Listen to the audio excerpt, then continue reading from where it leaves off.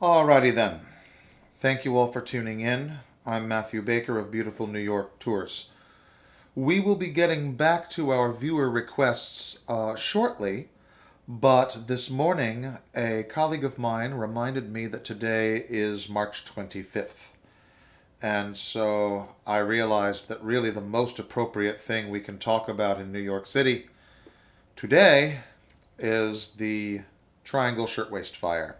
Today is the anniversary, the infamous sweatshop fire that claimed 146 lives in Greenwich Village here in New York City back in 1911. It was the largest loss of life in the American workplace until 9/11. The rather unfortunately named Ash Building, and I certainly hope that's a coincidence. It's ASCH, so it probably is.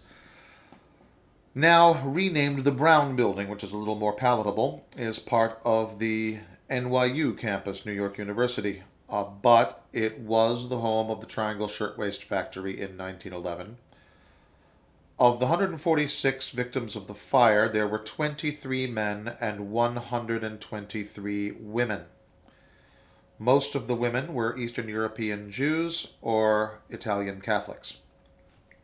The oldest victim was 43. That's 2 years younger than I am now. The youngest two were 14. That's a year younger than my daughter.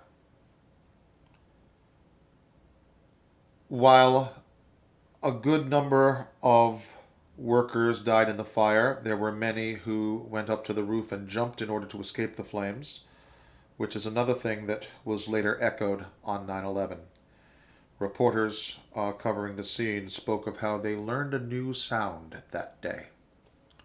It is poignant to think that this year, because of the quarantine and lockdown situations, there will not be the massive memorial gathering that takes place on the anniversary of the fire every year. There will not be chalk commemorations written into the sidewalk and flowers laid on the spots where the women were killed. After the fire, there were various campaigns led by, among others, one of my favorite historic New Yorkers, Father Anthony Damo, the pastor of Our Lady of Pompeii Church, who rallied around the survivors and campaigned for desperately needed labor laws. The owners of the Triangle Shirtwaist Factory, who had locked the doors to the fire escapes, that was a common practice in those days in order to prevent unauthorized breaks and theft of goods, though there are some who believe that in the case of Triangle Shirtwaist, it was intended to prevent union organizers from coming in.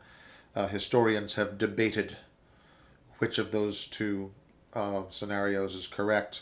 Philosophers have debated which is worse.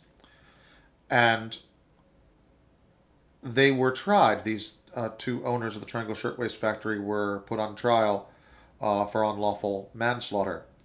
They were acquitted, but they were convicted of wrongful death and charged $75 for each person killed.